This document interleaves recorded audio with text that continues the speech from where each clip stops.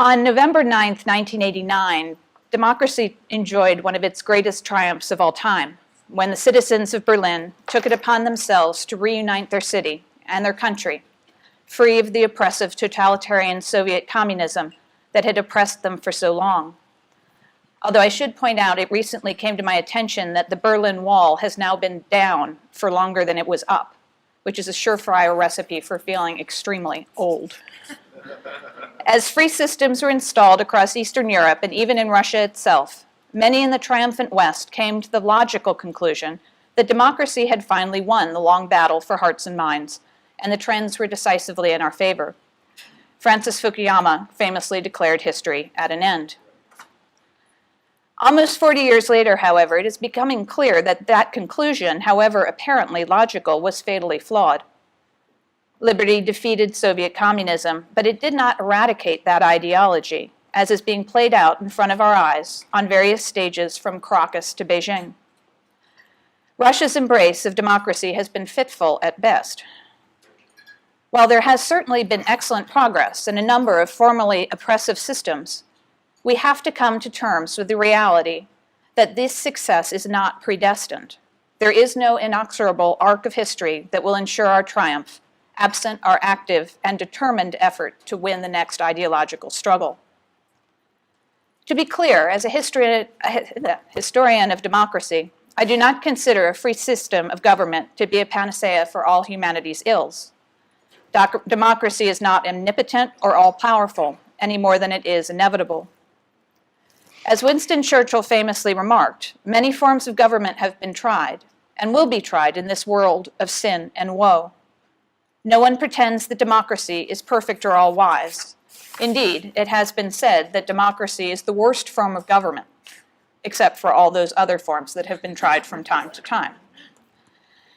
At the same time, it does not automatically follow that the practitioners of democracy, which is sometimes also known as voters, are stupid, gullible, and weak because they choose a different path than the one prescribed for them by those who claim to know better.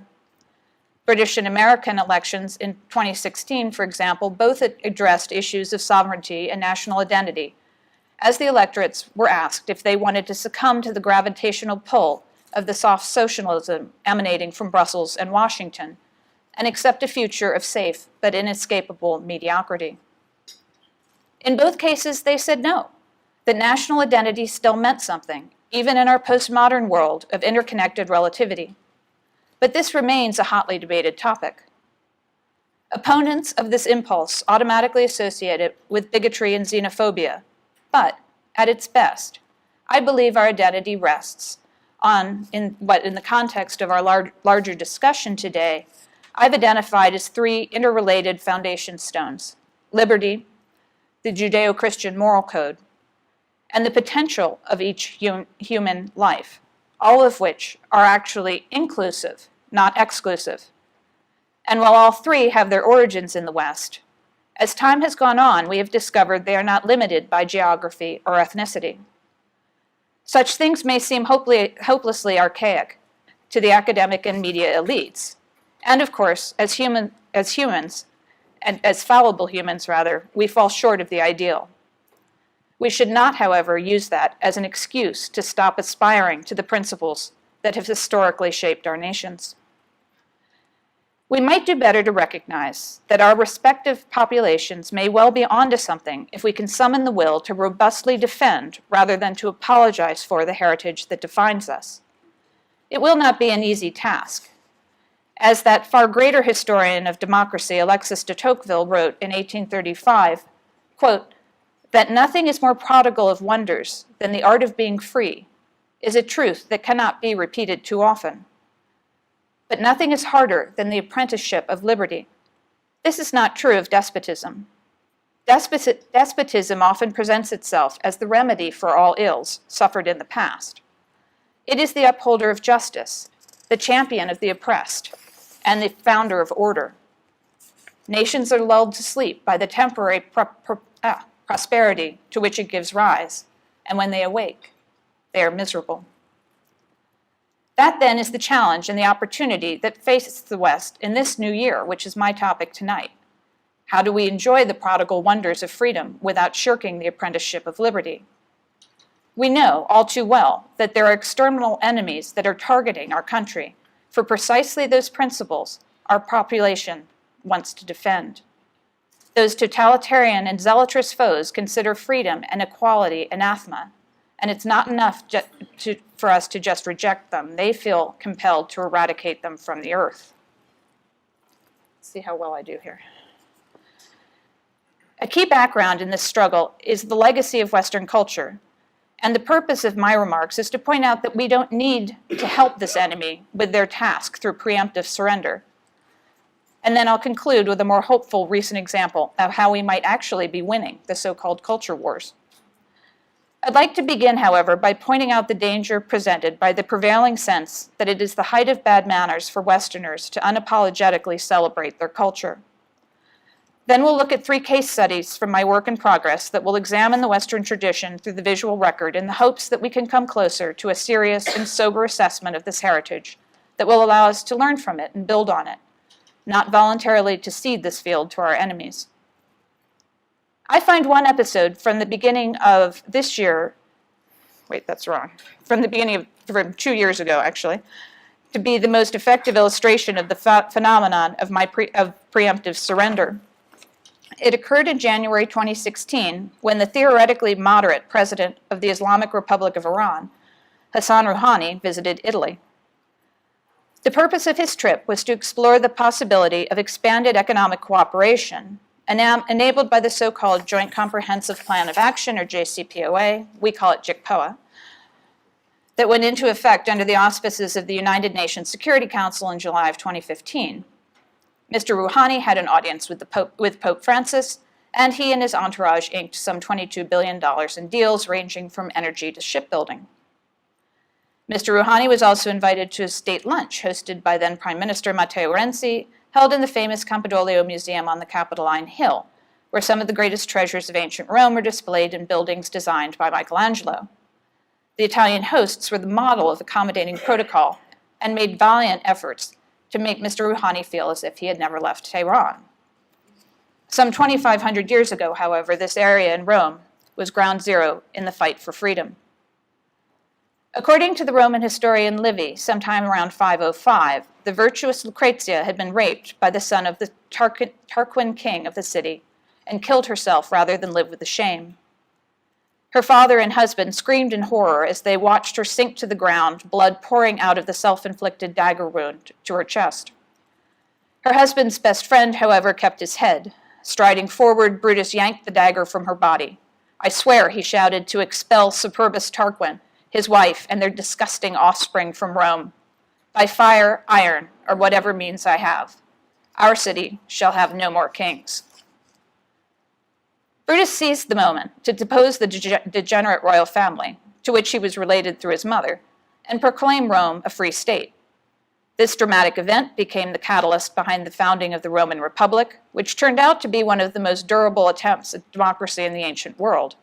It lasted centuries longer than that brief, albeit glorious, experiment in Athens, from around 505 BC until the knives came out again for Julius Caesar on the Ides of March in 55 BC. Brutus had a rough time of it. Shortly after the Republic was established, you stole all my lines. His own sons plotted with their Tarquin cousins to restore the monarchy. When they were discovered, the boys assumed their father would save them, but he condemned them to the traitor's death they deserved. Then Brutus died, repelling the final attempt of the Tarquins to return to power. Through the ultimate act of self-sacrifice, Brutus destroyed his family, but preserved the new republic. The Roman people were duly impressed and grateful.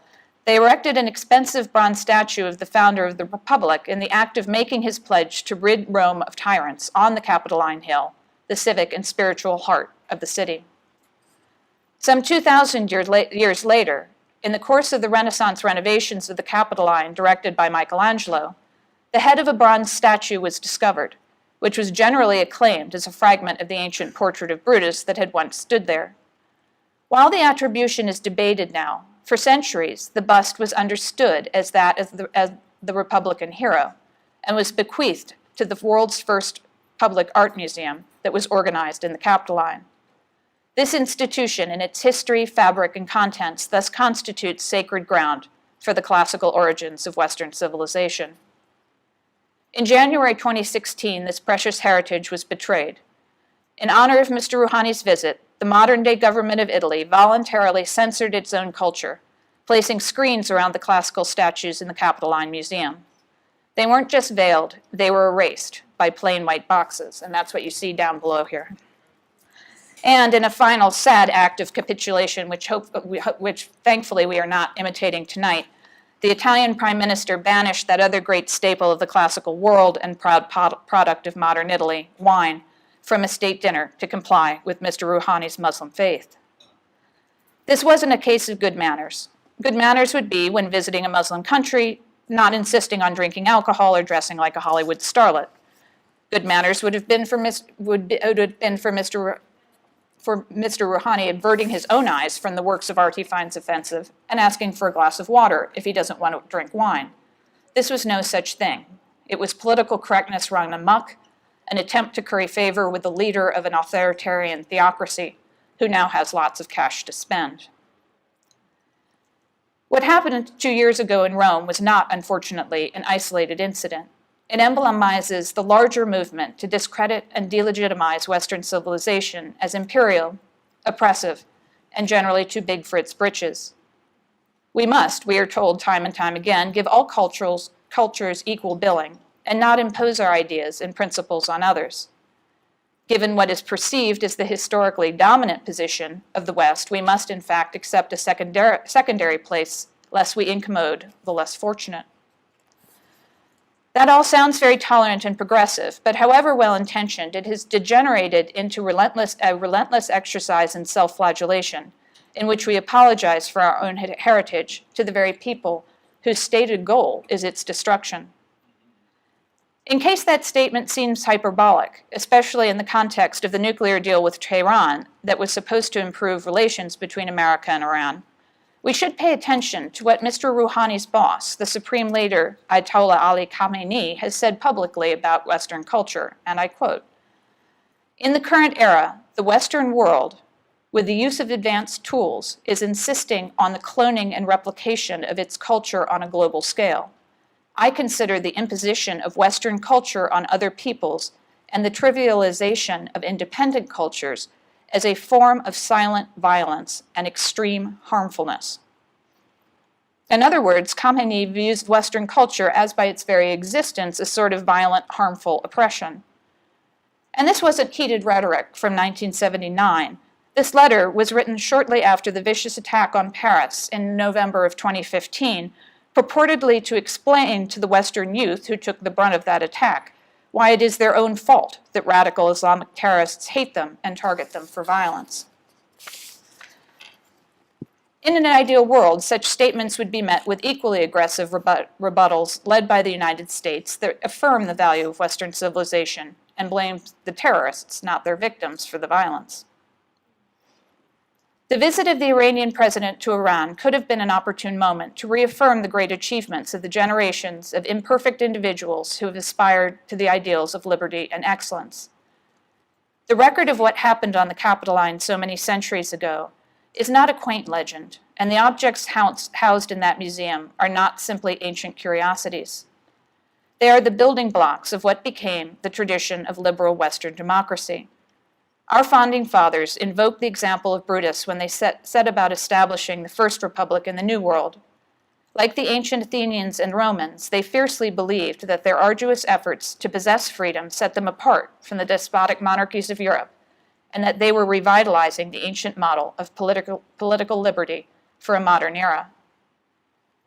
For me personally, a key component in rehabilitating our heritage is to reintegrate the fine arts into how we study it. Art history has been a little noticed and largely silent victim in the culture wars, as the discipline has been marginalized as impractically esoteric. To some extent, we have done this to ourselves, as the very concept of a Western art survey, the course with the greatest utility to non-majors, has been widely reviled and mocked, while resources and honors have been heaped on the efforts to elevate other types of objects besides architecture, painting, and sculpture, other types of creators besides trained professional artists, other locations for production besides traditional centers such as London, Paris, or Rome. In retrospect, the problem was that the original impulse to expand the canon legitimately enriched and expanded our discipline. But, taken to its extreme, the inclusion of the other resulted in the exclusion of the core canon, and then the rejection of the very notion of a canon.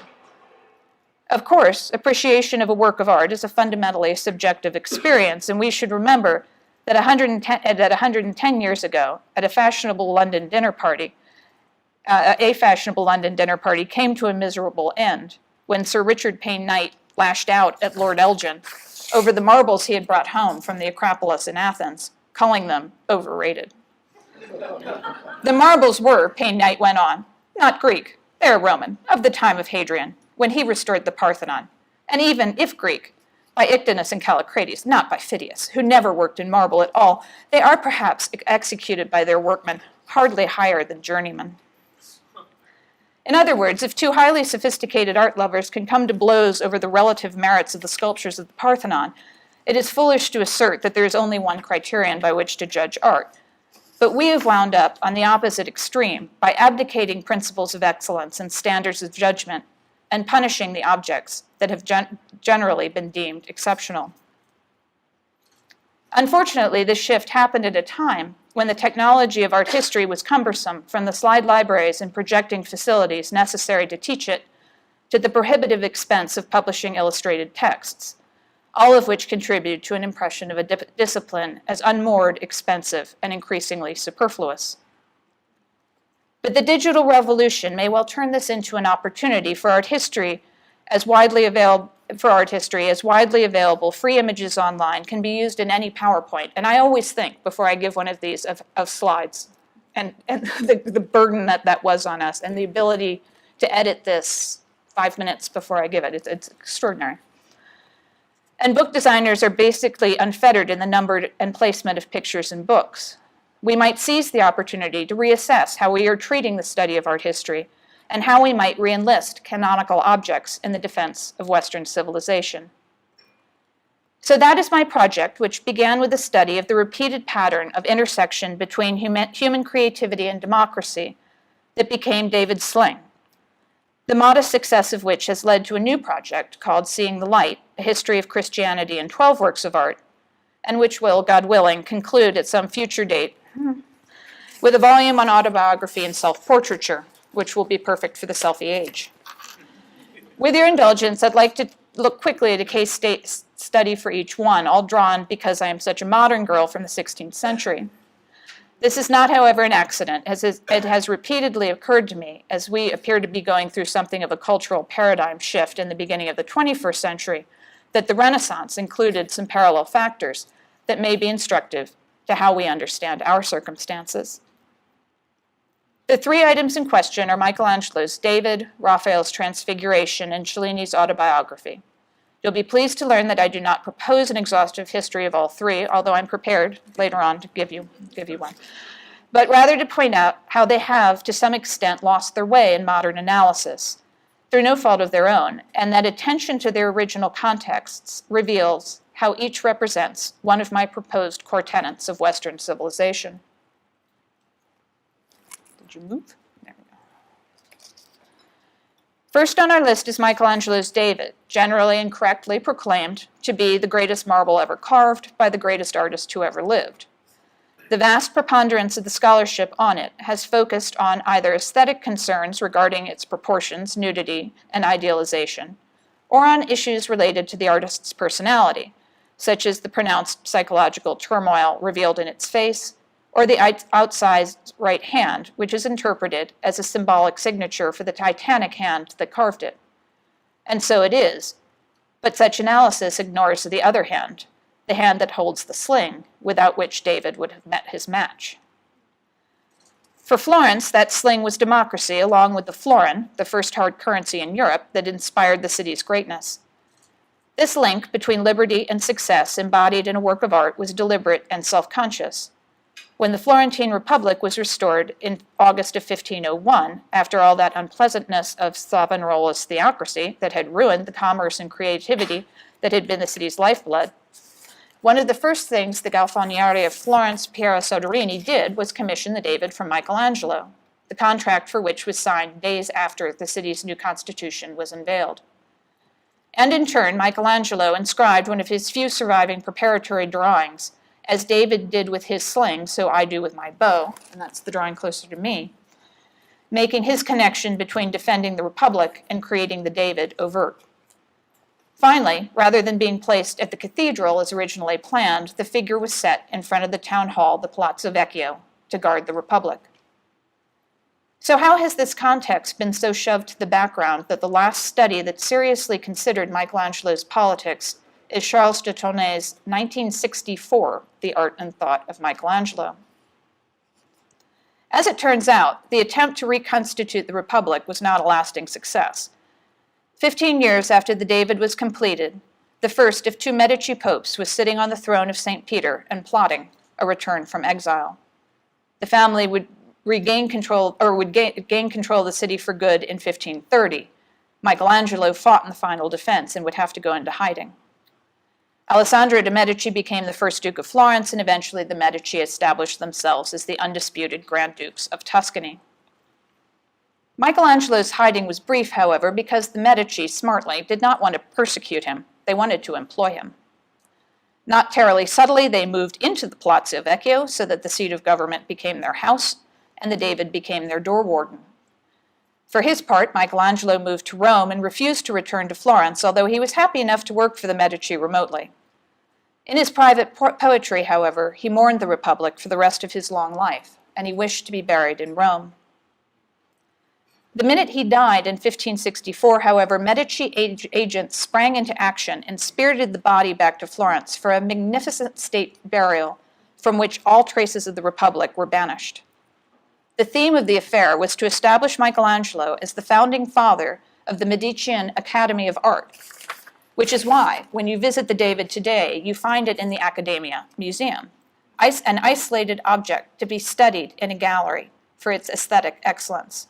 Michelangelo, that passionate patriot of the Florentine Republic, did not fit into this narrative, which has persisted to this day.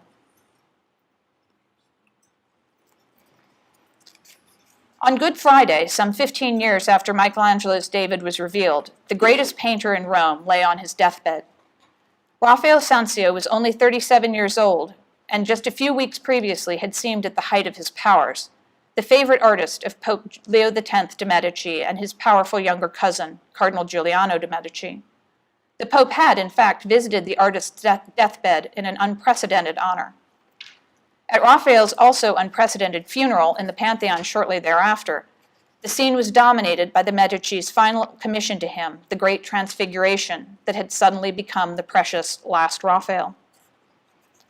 And so this complex, challenging image has been mined for evidence of the painter's spiritual and stylistic last phase, and even, due to some of its rather un-Renaissance oddities, condemned as the work of his students. But that analysis always troubled me, because unlike artists like Titian or Poussin, who had deliberate last works as they aged, Raphael had no idea he was about to lay down his brushes. And as it turns out, the Transfiguration actually documents a specific crisis in the Church, with dramatic ramifications for our own time, and as such, is a vital part of the unique history of Christian art. In short, the Western Mediterranean was, in the early 16th century, increasingly bedeviled by pirates under control of the Turks, who had captured Constantinople in 1453. The then emperor, appropriately named Selim the Grim, had his eyes on Europe, and particularly on Rome. Some of his most daring raiders had almost captured Leo when he was hunting near Ostia in 1515, so the Pope took this threat personally. The Medici also had a historical connection to the Eastern Roman Empire that was still living memory, and Leo conceived of a new crusade that would remove the menace once and for all, and decided that their most Catholic majesties, Francis I of France and the Holy Roman Emperor Charles V, we heard about him earlier, should lead it together. Cardinal Giuliano was placed in charge of the project, and he commissioned the Transfiguration from Raphael to be sent to Marseille, which was also a target of the pirates. Francis went on regular travels around his domain and was famously mad for Italian art, and he could be trusted to make a beeline for Marseille as soon as the Raphael arrived. Had it ever been sent, the king would have found in the Transfiguration a call to liberate the Eastern Orthodox Church from the infidel. While extremely rare in Catholic art, the Transfiguration is a seminal event in both Eastern theology and art as the earthly moment when Christ's divinity was revealed. The altarpiece, furthermore, uniquely fuses this subject with the subsequent failure to heal, forming a narrative of the confused futility of human endeavors, which can all be resolved by a focus on sacred matters represented by the upper register of the altarpiece, which for Francis would mean liberating Constantinople. Understood thus, the painting's flat composition and confluence of time and space, which is far more typical of Byzantine art than what we would consider to be Renaissance, makes sense. Giuliano de' Medici, who was a collector of Byzantine manuscripts with images of the Transfiguration, and who was planning the new crusade, could have proposed the subject, and his favorite artist, who was considering becoming a cardinal himself at the time, could have given it pictorial form. It then would have been up to Francis to put the pieces together and answer the Pope's call. Except that before the paint was even dry on the panel, Raphael died, followed 5 months later, equally unexpectedly, by Selim. The 95 Theses that Martin Luther had nailed to the door of Wittenberg Cathedral just a few years earlier plunged the church into the crisis of the Reformation. The pressing need to send the precious last Raphael to France was removed, and attention drifted away from the threat from Constantinople and focused on the far more real and present danger posed by the Protestant attackers from the north, however perversely under the command of Charles V. The painting began its long career as one of the choicest treasures in Rome, although the Transfiguration did finally make a journey to France in 1798, courtesy of Napoleon Bonaparte. Its religious significance, except as poignant evidence of Raphael's late spirituality, however, has all but been forgotten.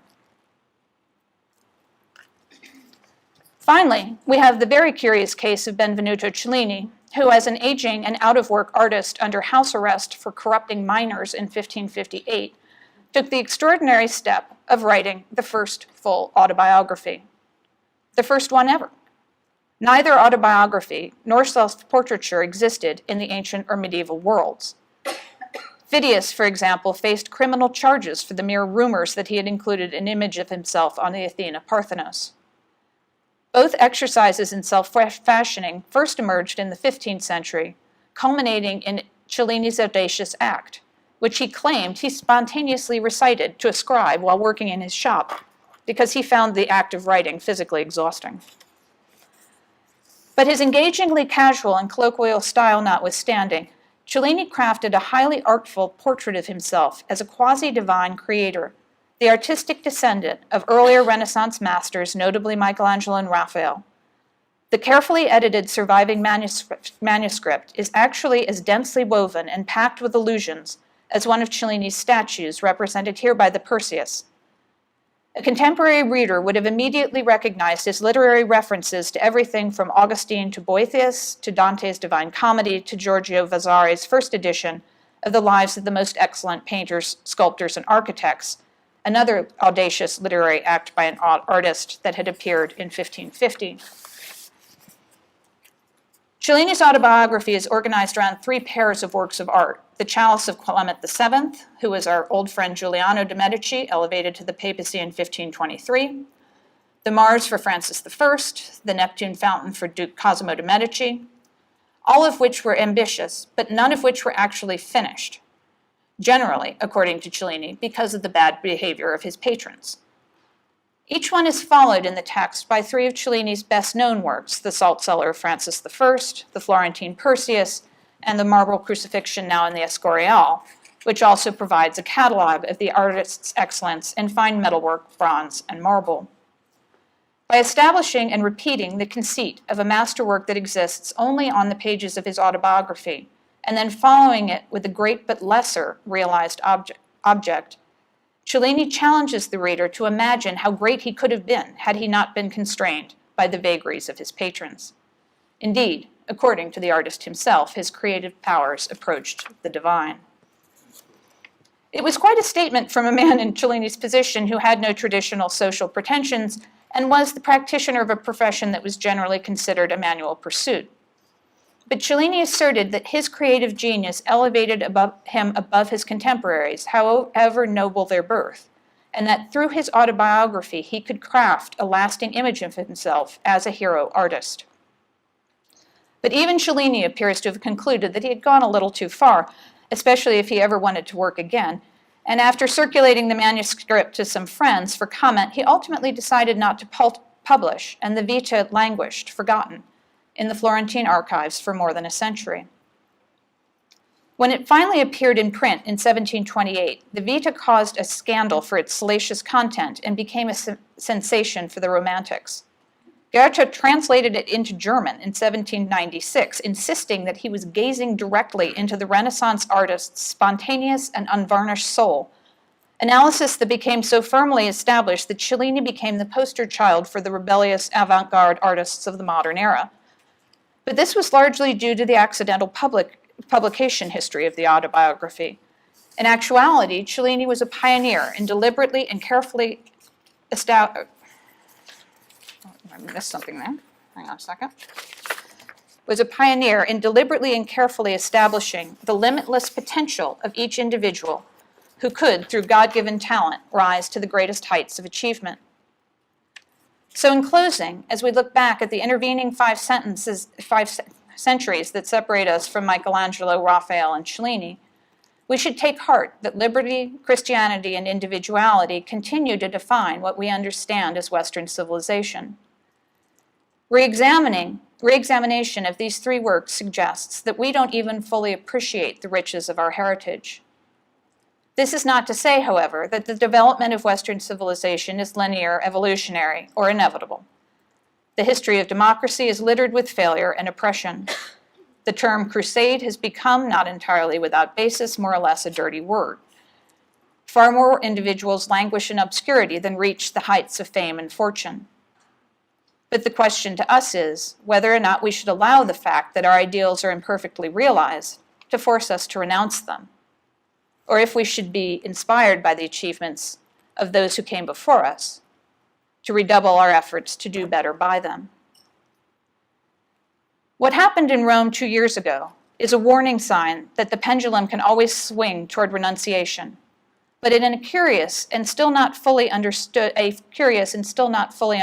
recent case shows us that the opposite is possible as well.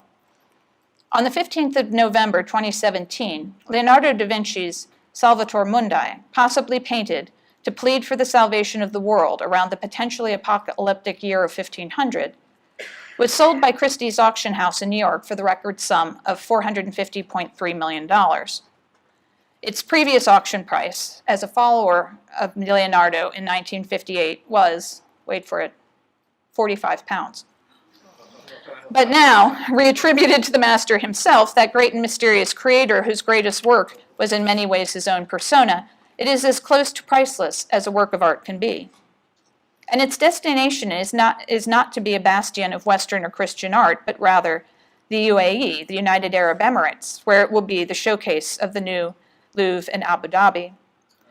As I said, the details of this case are still murky, but the Leonardo has the opportunity to become more than just a tourist draw. It can become a beacon of hope in a troubled part of the world, a symbol of tolerance and culture that can transcend time and cultural boundaries. As I said at the outset, the principles we've been discussing are not bound by geography and ethnicity. They can be aspirational for all people, and I, for one, look forward to visiting the Salvator Mundi in his new home. Thank you very much.